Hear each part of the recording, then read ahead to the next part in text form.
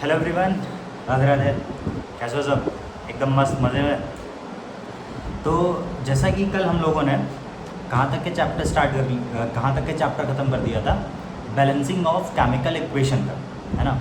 Balancing of chemical equation तक हो गया था, जिसके अंदर हमने एक दो क्वेश्चंस भी किए थे, ठीक है। और एक क्वेश्चन मैंने होमवर्क भी दिया था, याद है मुझे, ठीक है। तो उम्मीद करता हूँ कि कर ही लिए होंगे, समझ में आ गया होगा। बाकी कोई दिक्कत परेशानी हो तो मेरे को बता देना, ठीक है, इसको रिजॉल्व कर देंगे, ठीक है। तो आज उससे आगे बढ़ते हैं, ठीक है। तो आज हमारे पास है क्या, कल तुमने बैलेंसिंग देख ली थी। अब बैलेंसिंग के बाद एक मन के अंदर थॉट्स आते हैं डिफरेंट टाइप्स के केमिकल रिएक्शंस के। अलग अलग तरीके की केमिकल रिएक्शंस होती हैं, ठीक है। हमारी डेली लाइफ में कई सारी केमिकल रिएक्शंस होती हैं, ठीक है।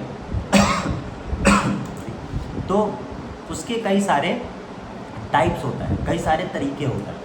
अब जैसे कि हमारे पास जो टाइप्स ऑफ केमिकल रिएक्शंस हैं जो हमें इस चैप्टर में पढ़नी है, वो है मेन 5 रिएक्शंस, ठीक है। लेकिन इनके अंदर भी कई छोटी छोटी सी रिएक्शंस हैं, ठीक है। तो पहली रिएक्शन आती है कॉम्बिनेशन रिएक्शन। कॉम्बिनेशन रिएक्शन समझना ध्यान से।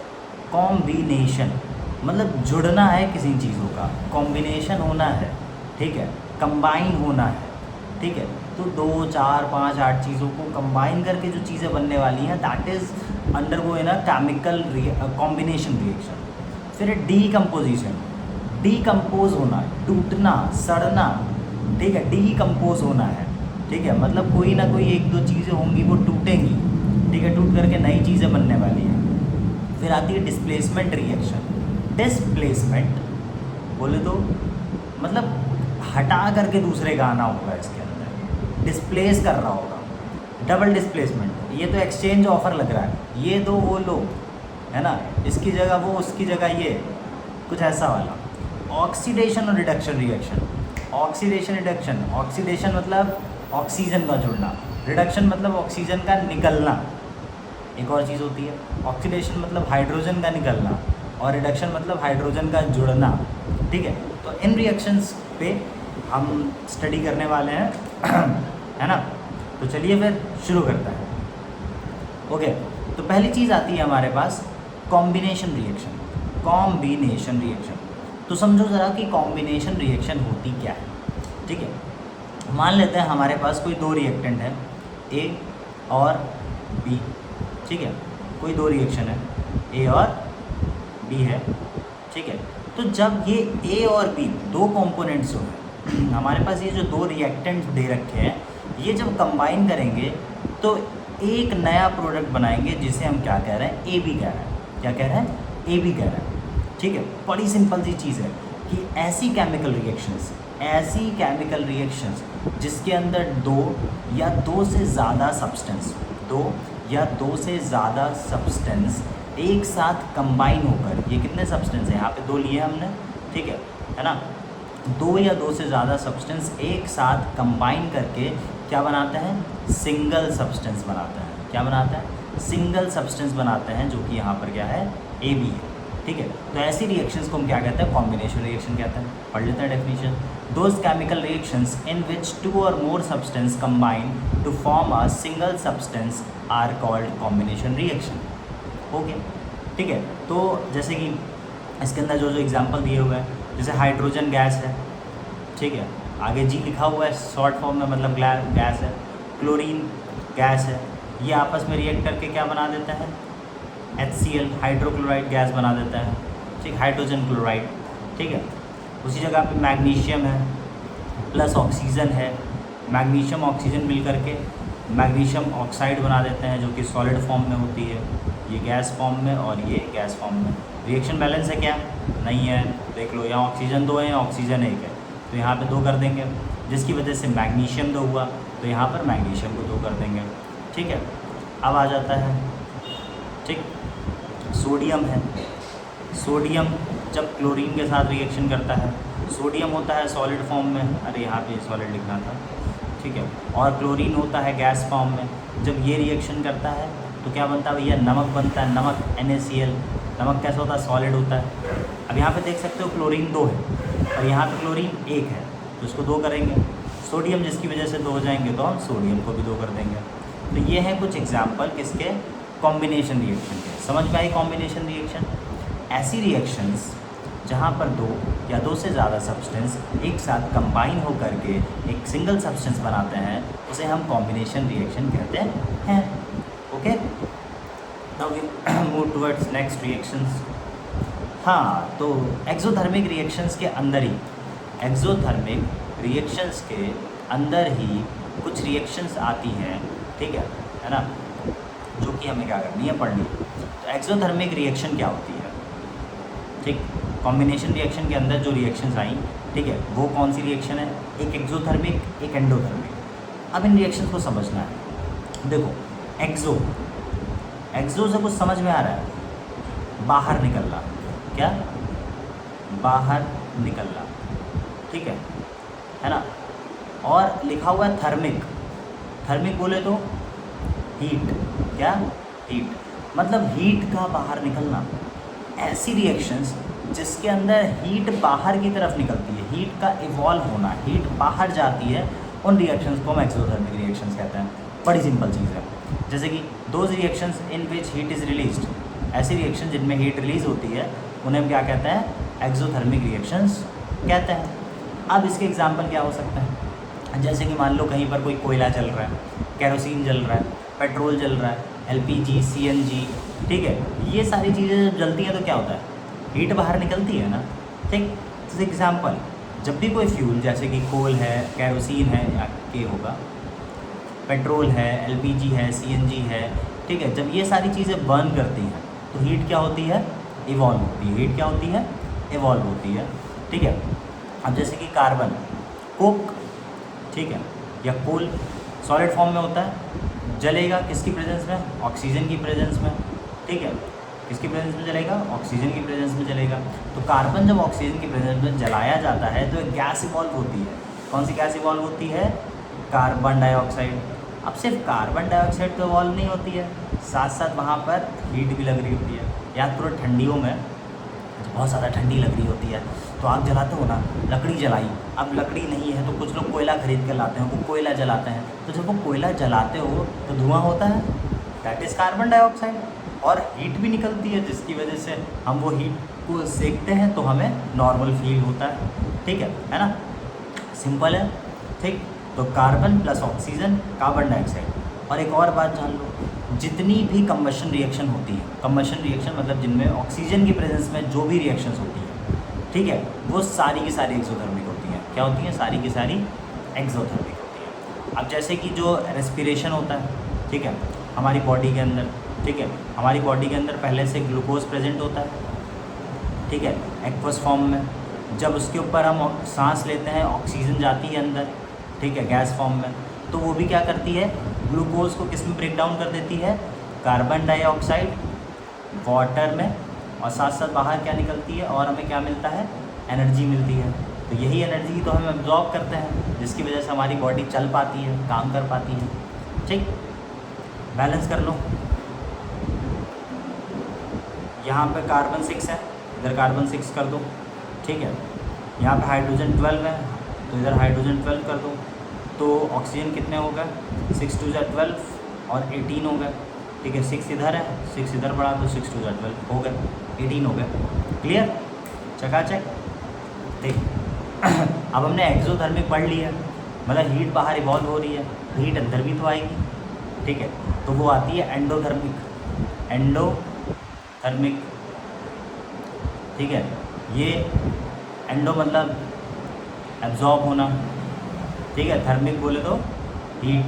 तो ऐसी रिएक्शंस जिसके अंदर हीट एब्जॉर्ब होती है, ऐसी रिएक्शंस जिसके अंदर हीट एब्जॉर्ब होती है, उन रिएक्शंस को हम क्या कहते हैं, एंडोथर्मिक रिएक्शंस कहते हैं। Those reactions in which heat is absorbed, ऐसी रिएक्शन जिसके अंदर हीट क्या होती है, एब्जॉर्ब होती है, उन्हें हम क्या कहते हैं, एंडोथर्मिक रिएक्शन कहते हैं, ठीक है। तो absorption of heat is indicated by adding heat. तो सुनो, अभी तक क्या कर रहे थे, जब हीट बाहर निकलती थी तो हीट वो प्रोडक्ट वाली होती थी कि जब प्रोडक्ट बनेंगे तो हीट निकलेगी बाहर, लेकिन एंडोथर्मिक है यहाँ पे मतलब हीट एब्जॉर्ब होगी तो ही रिएक्शन होगी, मतलब जब तक कि आप हीट नहीं दोगे तब तक की रिएक्शन नहीं होने वाली है। तो इसके अंदर जो हीट इंडिकेट करी जाती है वो किस तरफ करी जाती है, रिएक्टेंट साइड पे करी जाती है। किधर करी जाती है? जिस तरफ रिएक्टेंट्स होते हैं लेफ्ट हैंड साइड पे करी जाती है, ठीक है। तो जैसे कि नाइट्रोजन और ऑक्सीजन है, ठीक है, नाइट्रोजन गैस है प्लस ऑक्सीजन गैस है, ठीक है। जब इन दोनों रिएक्शंस, इन दोनों को हम क्या करते हैं, हीट करते हैं। क्या करते हैं? हीट करते हैं, ठीक। कितने टेम्परेचर पर? 3000 डिग्री सेल्सियस पर। कितना? 3000 लिख सकते हैं यहाँ पे, 3000 डिग्री सेल्सियस। वैसे यहाँ पे हीट लिख दी है तो लिखने की ज़रूरत नहीं, बट बता दे रहा हूँ। 3000 डिग्री सेल्सियस पर जब हीट करते हैं तो ये बनता क्या है? नाइट्रिक ऑक्साइड बनता है। क्या बनता है? नाइट्रिक ऑक्साइड बनता है, ये होता है। तो इसके अंदर क्या हो रहा कि जब नाइट्रोजन और ऑक्सीजन आपस में रिएक्शन नहीं कर रहे थे, लेकिन जब हमने बहुत ज़्यादा हीट दे दी, बहुत बहुत बहुत ज़्यादा अमाउंट में हीट दे दी। अब जैसे कि मान लो तुम घर पे कुछ काम नहीं कर रहे हो, पापा आ जाए सामने, करने लग जाओगे ना। बस वही चीज़ है कि नाइट्रोजन ऑक्सीजन भैया बड़े ज़िद्दी बच्चे थे, नहीं कर रहे थे काम, मान ही नहीं रहे थे, हम नहीं करेंगे, हम नहीं करेंगे। पर जैसे हीट आई, मतलब पापा जी आए, कहने लगे अच्छा ठीक है हम कर रहे हैं। लेकिन पापा जी को गुस्सा आया था क्योंकि 3000 डिग्री सेल्सियस टेम्परेचर था, बहुत ज़्यादा था, ठीक है। तो नाइट्रिक ऑक्साइड बन गया। क्लियर? तो एक्सोथर्मिक जिसमें हीट बाहर जाती है, इवॉल्व होती है, और एंडोथर्मिक जिसमें हीट एब्जॉर्ब होती है। क्लियर? अगली आती है फिर सेकंड नंबर, तो कॉम्बिनेशन रिएक्शन पढ़ ली, उसके दो पार्ट्स पढ़ लिए। फिर अगली रिएक्शन आती है जिसे हम कहते हैं डीकॉम्पोजिशन रिएक्शन। क्या कहते हैं? डीकॉम्पोजिशन रिएक्शन कहते हैं, ठीक। तो डीकॉम्पोजिशन रिएक्शंस क्या होती हैं, समझो ज़रा। तो कॉम्बिनेशन रिएक्शन में क्या था कि दो चीज़ें मिल रही थी, ठीक है, तो एक नया कंपाउंड बन रहा था। डीकम्पोजिशन में इसका उल्टा, कोई एक कंपाउंड है, मान लो ए, ठीक है, कोई एक कंपाउंड है, मान लेते हैं ए। तो जब ए को ब्रेक डाउन करोगे, ए ब्रेक डाउन होता है। अब ब्रेक डाउन होने के कई सारे तरीके होते हैं, कुछ चीज़ों की वजह से ब्रेक डाउन होता है ना। तो वो क्या बनाता है? दो प्रोडक्ट बनाता है, दो प्रोडक्ट बना देता है, या फिर 3 बना सकता है, 4 बना सकता है। मतलब कोई भी एक कॉम्प्लेक्स कंपाउंड होगा, ये क्या होगा? कॉम्प्लेक्स होगा, ठीक है ना। और ये छोटे छोटे से सिंपलर प्रोडक्ट्स होंगे। क्या होंगे? सिंपलर प्रोडक्ट्स होंगे, ठीक है। मतलब कि डीकम्पोजिशन रिएक्शंस ऐसी रिएक्शंस होती हैं जिनके अंदर कोई सिंगल रिएक्टेंट ब्रेक डाउन हो जाता है और दो या दो से ज़्यादा छोटे छोटे प्रोडक्ट्स दे देता है हमें। इसको हम क्या कहते हैं? डीकम्पोजिशन रिएक्शन कहते हैं। जैसे कि हमारे पास कैल्शियम कार्बोनेट था। कैल्शियम कार्बोनेट जानते हो? जो चूना पत्थर होता है, लाइमस्टोन, चूने का पत्थर। अब ये ओरिजिनल चूना नहीं होता है, ठीक है, ओरिजिनल चूना नहीं होता है ये, ठीक है। तो जब हम इसको हीट करते हैं, क्या करते हैं? हीट। जब हमने हीट करा तो हीट करने की वजह से क्या होता है? ये कैल्शियम ऑक्साइड, ठीक है, कैल्शियम ऑक्साइड जो कि होता है क्विकलाइन, चूना, ठीक है, जो कि क्या होता है? चूना होता है। और साथ साथ कार्बन डाइऑक्साइड गैस के फॉर्म में ये टूट जाता है। तो देख सकते हो ना, डिकम्पोजिशन रिएक्शन में क्या हो रहा है कि कोई भी एक रिएक्टेंट ब्रेक डाउन होता है दो छोटे छोटे, दो सिंपलर प्रोडक्ट्स में। तो कैल्शियम कार्बोनेट ब्रेक डाउन हो गया किसके अंदर? कैल्शियम ऑक्साइड और कार्बन डाइऑक्साइड में ब्रेक डाउन हो जाता है। क्लियर? ठीक है। अब लेकिन डीकम्पोजिशन रिएक्शन मैंने एक बात बोली थी कि कई सारे तरीक़ों की वजह से हो रही है, मतलब कुछ ना कुछ तो आ रहा है। अब जैसे यहाँ पे हीट लिखा है, ठीक है, तो इसके अलावा भी कई सारी चीज़ें आएंगी जिनकी वजह से डीकम्पोजिशन रिएक्शन होगी, तो हमें वो जानना है पहले। तो पहली चीज़ आती है इलेक्ट्रोलिसिस। उससे पहले एक बात और, यहाँ पे हीट लिखा हुआ है ना, ठीक है, तो जहाँ पर भी हीट आएगा वो रिएक्शंस जो होती हैं वो होती हैं थर्मल डिकम्पोजिशन। कौन सी रिएक्शंस होती हैं? थर्मल डिकम्पोजिशंस। ऐसी डिकम्पोजिशंस रिएक्शंस, ठीक है, जहाँ पर कोई भी रिएक्टेंट, ठीक है ना, हीट की वजह से, किसकी वजह से? हीट की वजह से ब्रेक डाउन होता है। हीट की वजह से क्या होता है? ब्रेक डाउन होके सिंपल प्रोडक्ट्स बनाता है, उसे हम थर्मल डिकम्पोजिशन कहते हैं। क्या कहते हैं? थर्मल डिकम्पोजिशन कहते हैं। क्लियर है? तो थर्मल डिकम्पोजिशन क्या होगा?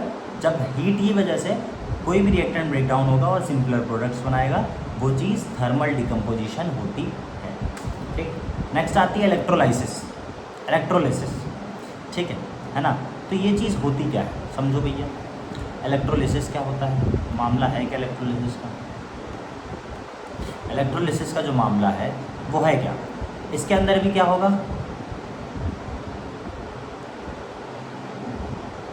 इसके अंदर भी क्या होगा? डीकम्पोजिशन होगा। क्या होगा? डीकम्पोजिशन होगा। पर किसकी मदद से होगा ये समझो। पहली चीज़ इलेक्ट्रिक करंट। क्या होगा? इलेक्ट्रिक करंट की ज़रूरत पड़ेगी इसके अंदर। और ये जो इलेक्ट्रिक करंट होता है, कभी देखा है कि इलेक्ट्रिक करंट किसी सूखी चीज़ों, बिल्कुल एकदम ड्राई कंडीशन पे एक्ट कर जाए? नहीं करता ना।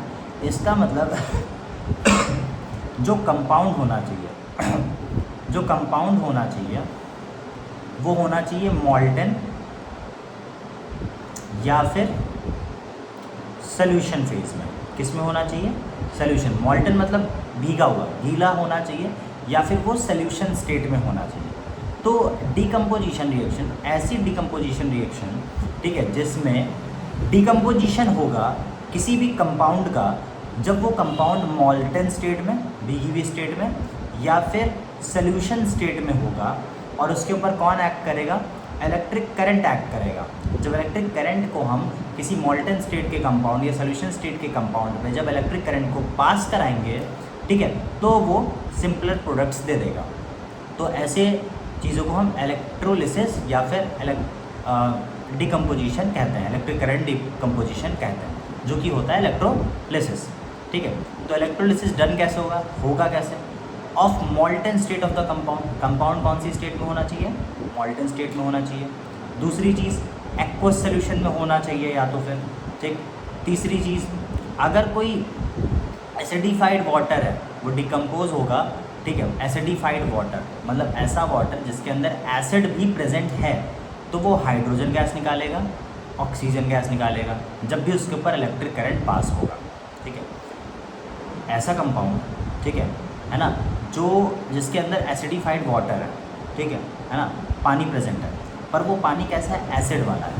तो क्या निकलेगा? हाइड्रोजन गैस भी निकलेगी और ऑक्सीजन गैस भी निकलेगी। ठीक है, तो इसके अंदर जो एग्जांपल दे रखा हुआ है, ठीक है, किसका दे रखा हुआ है? Electrolysis of मॉल्टन aluminium oxide. Aluminium oxide Al2O3 पिघला हुआ, तो इसके ऊपर हम क्या कराएंगे? इलेक्ट्रोलिसिस कराएंगे। तो जब हम इसके ऊपर इलेक्ट्रोलिसिस कराएंगे तो क्या होगा? एल्यूमिनियम ब्रेक डाउन हो जाएगा प्लस ऑक्सीजन टूट जाएगा। अब देखो ज़रा, यहाँ पर एल्यूमिनियम 2 है, यहाँ पर 1 है, यहाँ ऑक्सीजन 2 है, यहाँ ऑक्सीजन 3 है।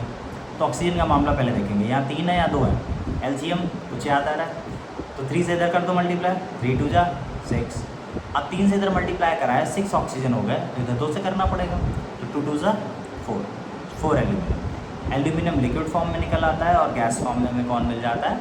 ऑक्सीजन मिल जाता है। तो इलेक्ट्रोलाइसिस हो गए, जहाँ पर क्या हो रहा है? कंपाउंड मॉल्टन या सॉल्यूशन स्टेट में होने चाहिए, उसके ऊपर जब इलेक्ट्रिक करंट पास कराएंगे तो वो सिंपलर प्रोडक्ट्स में टूट जाते हैं, जो कि होता है डिकम्पोजिशन का एक टाइप है। ठीक है, तो डिकम्पोजिशन रिएक्शन एल्यूमिनियम में होती है, ठीक है, जिसके अंदर, और ये रिएक्शन करवाई क्यों जाती है? ये रिएक्शन करवाई जाती है जब भी हमें एल्यूमिनियम को एक्सट्रैक्ट करना होता है। एल्यूमिनियम को जब हमें कहीं से निकालना होता है, जैसे कि एल्यूमिनियम ऑक्साइड हमारे पास लिक्विड फॉर्म में है, लेकिन हमें वहाँ से प्योर एल्यूमिनियम को निकालना है, तो वहाँ से निकालने के लिए इलेक्ट्रोलाइसिस करवाया जाता है। ठीक, बड़े आगे फिर आती है फोटोकेमिकल। फोटोकेमिकल बोले तो ये जो लाइट एनर्जी की बात होती है, किसकी बात होती है? लाइट की बात होती है, वही होती है फोटोकेमिकल रिएक्शन। मतलब ऐसी रिएक्शंस जो लाइट एनर्जी की वजह से होती है। किसकी एनर्जी की वजह से? लाइट वाली एनर्जी। कौन सी लाइट हो सकती है? सनलाइट हो सकती है ना, एलईडी लाइट हो सकती है, लेज़र लाइट हो सकती है, मतलब लाइट हो सकती है, तो लाइट होनी चाहिए। तो लाइट एनर्जी की वजह से जो रिएक्शंस होती हैं, ठीक है, उन्हें हम फोटोकेमिकल रिएक्शंस कहते हैं। तो इसके अंदर लाइट होनी चाहिए। कौन होना चाहिए? लाइट होनी चाहिए।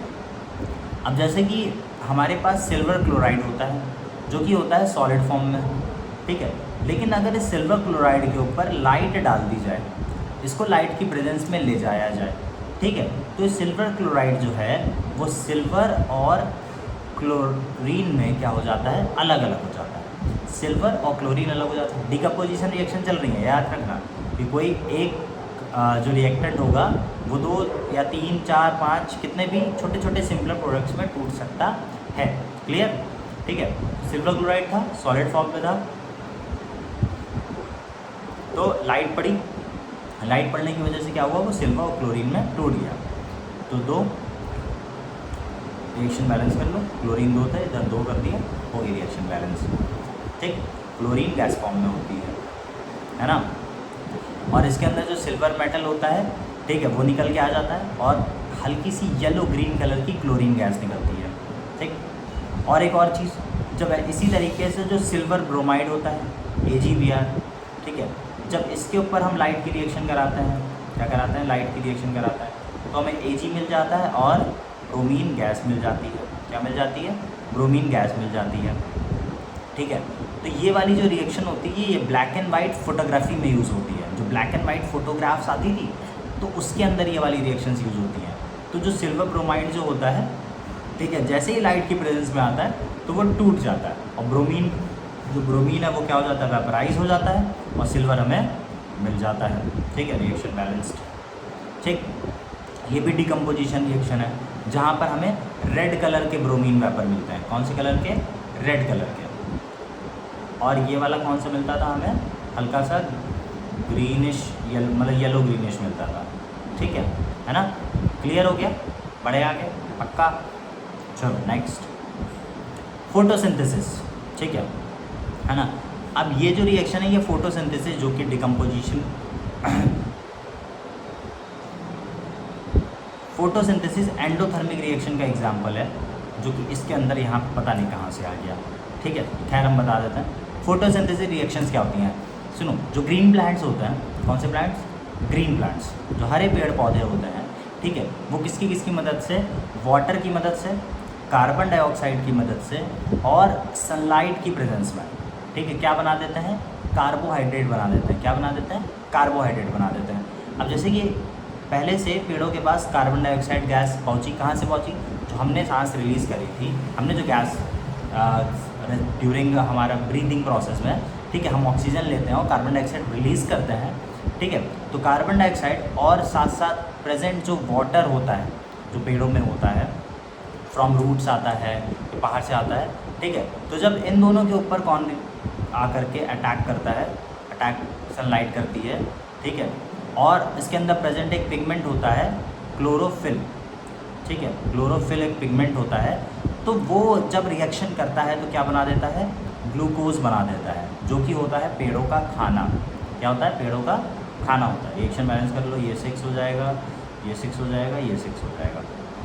ठीक है, तो फोटोसिंथेसिस एक एंडोथर्मिक रिएक्शन होती है, क्योंकि इसके अंदर रिएक्शन में हीट एब्जॉर्ब होती है। अब सनलाइट के साथ हीट भी आ रही होती है, क्योंकि सनलाइट भाई पड़ती है, अब तुम्हारे ऊपर भी अगर पड़ रही है तो सिर्फ सनलाइट फील होती है क्या ना, ऐसा तो नहीं होता, हल्की सी हीट भी फील होती है। क्लियर। ठीक,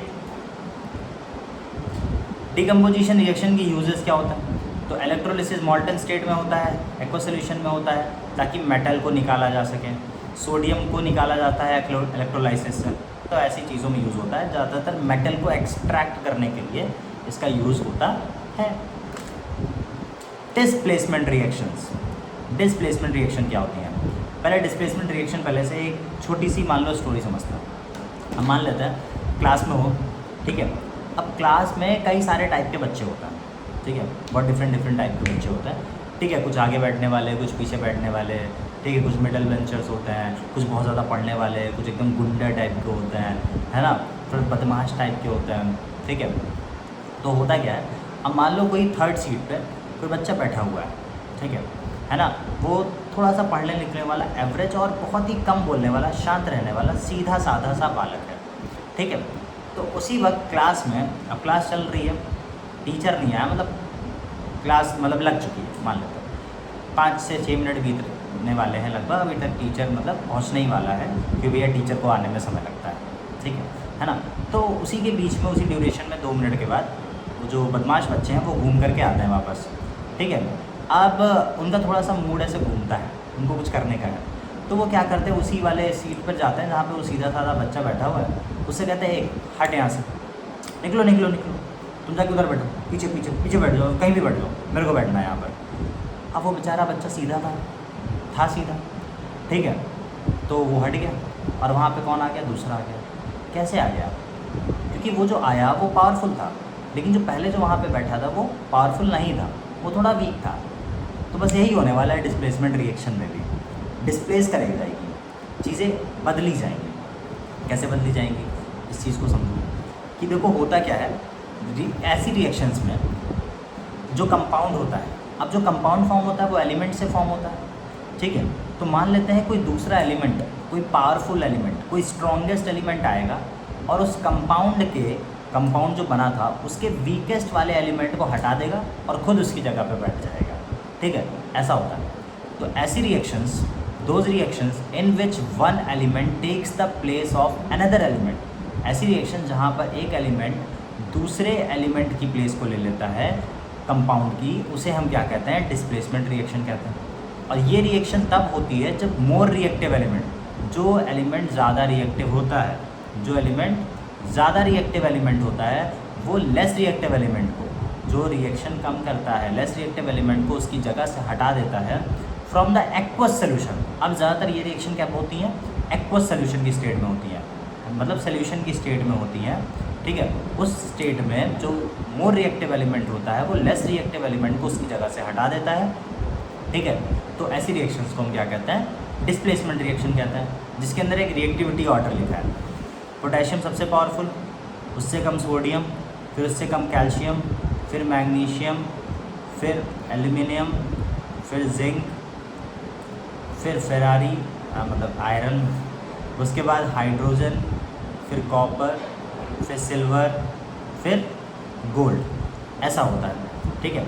तो जैसे कि हमारे पास क्या है, कॉपर सल्फेट है, CuSO4 है, एक्वस स्टेट में है, ठीक है। अब इसके ऊपर कौन आ जाए, जिंक आ जाए। अब देखो ज़रा इस रिएक्टिविटी ऑर्डर में देखो, इस रिएक्टिविटी ऑर्डर में देखो, ठीक है, क्या लिखा हुआ है, ठीक है। यहाँ पर कॉपर है, ठीक है, और यहाँ पर कौन है, जिंक है। तो जिंक ऊपर आ रहा है ना, ठीक है, कॉपर से, तो जिंक क्या करेगा, कॉपर को रिप्लेस कर देगा, क्योंकि जिंक जो है वो मोर रिएक्टिव है, ठीक है।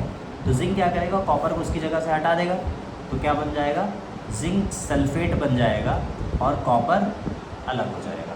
क्या हो जाएगा, कॉपर अलग हो जाएगा और जिंक सल्फेट एक्वस फॉर्म में अलग हो जाएगा, ठीक है। तो ईजी था ना, समझ में आया। हुआ क्या कि जो मोर रिएक्टिव एलिमेंट होते हैं वो लेस रिएक्टिव एलिमेंट को उनकी पोजीशन से हटा देते हैं जिस भी कंपाउंड में वो होते हैं, और वहाँ पे जा कर के खुद लग जाते हैं, ठीक है। तो यहाँ पे ये जो कॉपर जो निकलता है वो हल्का सा रेड ब्राउन कलर में होता है, ठीक है, रेड ब्राउन कलर में होता है, ठीक है, जो कि जिंक की स्ट्रिप पे आकर के जमा हो जाता है, ठीक। डिस्प्लेसमेंट ऑफ सिल्वर, इसी तरीके से एक एग्जांपल है सिल्वर का, AgNO3, सिल्वर नाइट्रेट होता है, इसके ऊपर रिएक्शन कौन करेगा कि कॉपर। अब ज़रा देखो, सिल्वर और कॉपर, सिल्वर नीचे, रिएक्टिविटी कम होगी उसकी, ठीक। तो उसी तरीके से क्या होगा, जो कॉपर होता है जो कि होता है सॉलिड फॉर्म में, तो ये जो कॉपर जो सॉलिड फॉर्म में प्रेजेंट है, तो वो सिल्वर नाइट्रेट जो कि एक्वस फॉर्म में होता है, उस सिल्वर को उसकी पोजीशन से हटा देता है और खुद जा कर के वहाँ पर लग जाता है, और क्या बन जाता है, कॉपर नाइट्रेट बन जाता है, और बेचारा जो सिल्वर होता है वो अलग हो जाता है, ठीक। ये एक्वस फॉर्म में रिएक्शन बैलेंस कर लो, यहाँ पे NO3 2 है, तो यहाँ पर 1 है, 2 हुआ, और ये सिल्वर भी 2 हो गया, ठीक। अब जो सोल्यूशन होता है, ठीक है, वो हल्का सा क्या हो जाता है, ब्लू हो जाता है, क्योंकि ये कॉपर नाइट्रेट फॉर्म होता है, ठीक है। तो ब्लू कलर फॉर्म हो जाता है, और कॉपर की स्ट्रिप के ऊपर सिल्वर की कोटिंग हो जाती है, सिल्वर कोट हो जाता है, तो कॉपर स्ट्रिप जो होती है वो सिल्वर की तरह शाइन करने लगती है। तो मतलब अगर कॉपर को सिल्वर शाइन करवाना है तो ये रिएक्शन करवा सकते हो, ठीक। एक और एग्जांपल है ब्रोमीन और आयोडीन का, ठीक। अब क्लोरीन मोर रिएक्टिव होता है ब्रोमीन और आयोडीन से, दोनों से, ठीक है। तो क्लोरीन जो करेगा वो ब्रोमीन को और आयोडीन को उसकी पोजीशन से हटाएगा फ्रॉम देयर सॉल्ट्स। तो हमने लिया पोटेशियम ब्रोमाइड, ठीक है, KBr, और आया कौन, क्लोरीन आया, ठीक है, कौन आया, क्लोरीन आया। तो क्लोरीन जो है वो ज़्यादा रिएक्टिव है, ठीक है, समझो ज़रा, जो फ्लोरीन होता है वो मोर रिएक्टिव है, उसके बाद क्लोरीन है, फिर ब्रोमीन है, फिर आयोडीन है, ये हैलोजन होता है, हैलोजन्स, ठीक है। तो ये हैलोजन्स का रिएक्टिविटी ऑर्डर है, जिसके अंदर फ्लोरीन ज़्यादा रिएक्टिव, फिर क्लोरीन, फिर ब्रोमीन, फिर आयोडीन होता है। तो जो क्लोरीन है वो क्या करेगा, ब्रोमीन को उसकी जगह से हटा देगा, ब्रोमीन को क्या करेगा, उसकी जगह से हटा देगा। क्लोरीन गैस फॉर्म में होता है, ब्रोमीन को वहाँ से हटाएगा और क्या बनेगा, KCl बनेगा, पोटेशियम क्लोराइड बनेगा, और ब्रोमीन एक्वस फॉर्म में जो होगा वो अलग हो जाएगा। ठीक। उसी तरीके से अगर पोटेशियम आयोडाइड ले लें हम, Ki, रिएक्शन बैलेंस कर लेते हैं, ये हो गई। हाँ, पोटेशियम आयोडाइड सेम तरीके से जो क्लोरीन आएगा, ठीक है, गैस फॉर्म में होगा, ये एक्वस फॉर्म में होगा। क्या होगा रिएक्शन में, क्लोरीन जो है वो किसको रिप्लेस करेगा, आयोडीन को, तो दो KCl बन जाएगा, पोटेशियम क्लोराइड, और आयोडीन क्या हो जाएगा, सॉलिड फॉर्म में अलग हो जाएगा। ठीक है, तो समझ गए पक्का। एक बार स्क्रीनशॉट ले लो सबका इसका। नेक्स्ट दिस वन, दिस,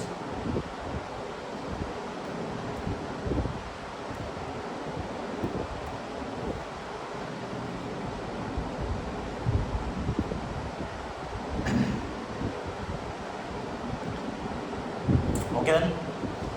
तो एक बार इसको पढ़ लेना मज़े में। फिर बाकी की अभी 2 रिएक्शंस रह गई हैं, double displacement oxidation reduction reaction, तो उसके बारे में हम लोग कल बात करेंगे। तब तक के लिए राधे राधे।